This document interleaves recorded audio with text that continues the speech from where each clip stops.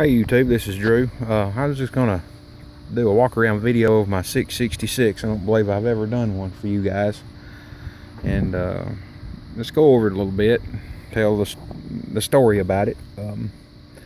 This is a 1976 Farmall 666. I believe this was the last year, if I'm not mistaken, it was the last year that a 666 was built.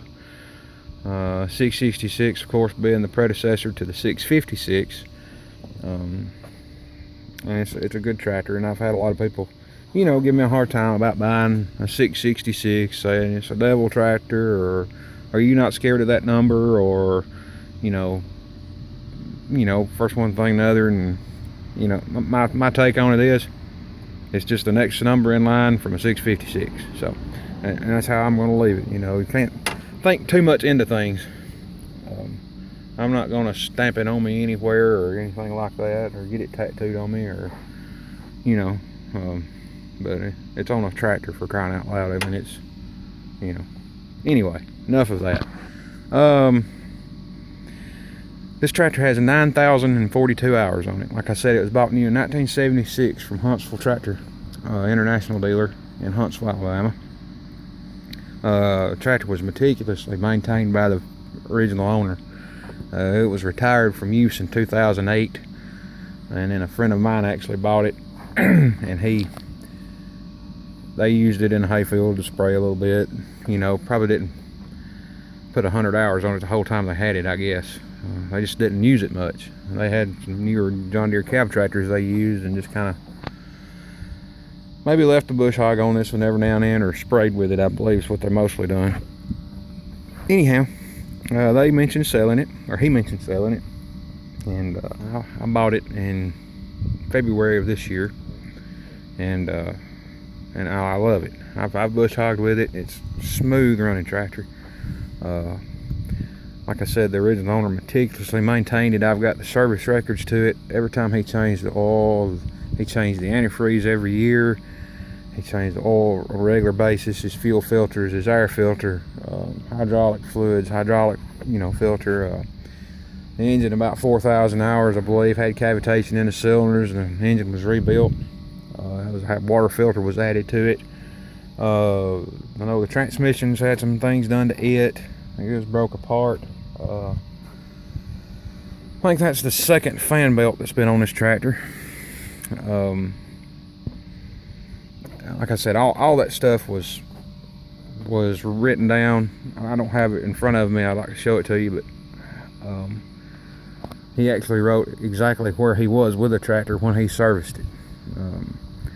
I know it's went to the International Dealer in Sneed a couple of times, and they told me that the man didn't want them cranking it unless it sat on a block heater for about an hour.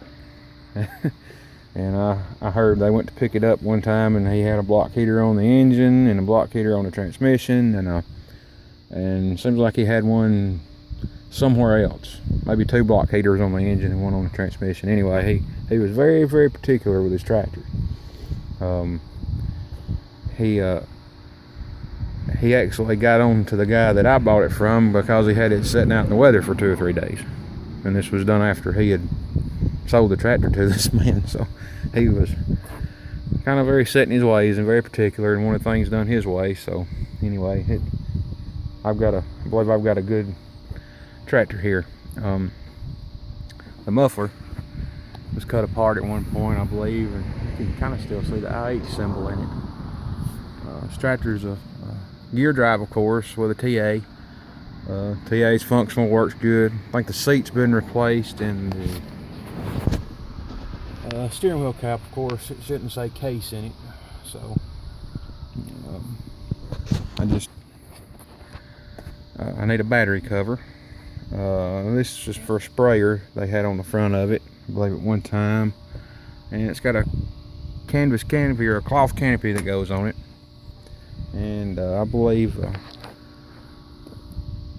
I was told that by the man that owned it originally, his son, I used to work with him, he said that he was turning land one day and the spindle broke, so they welded it right there. And his brother welded it and done a good job. I believe this tire has been replaced. and I need a seal for the PTO. Other than that, this old tractor's in great shape. Runs good, cranks good, doesn't use much oil at all. Like I said, all the lights work down to the flashers. Lights in the gauges work. And you know, that just goes to show you if you really particular and take care of your stuff, how well it'll last. You know. Of course, this tractor does have the D312 German engine in it, 6-cylinder diesel. That's about all I know on it, guys. Like I said, the man that owned this thing, he was very, very, very particular with it. The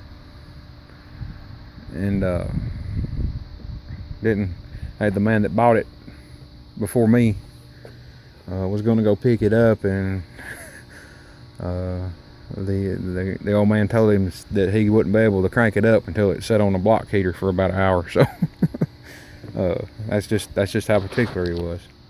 But anyway, that's the long and the short of it, guys. My 1976 International 666. My plans for this tractor, I may not ever paint it. I hate to paint it.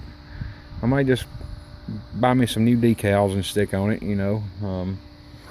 I think that would help the looks of it a ton. You can give me your opinions on it and what you think, but I really hate to paint it because it's in such good shape.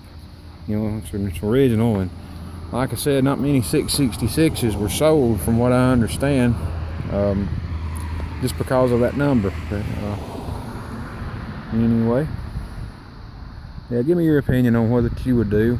I think I'm just gonna leave it as is, and like I said, maybe give me some decals for it. But anyway, guys, all right. Thank you for watching, and leave comments. Thanks.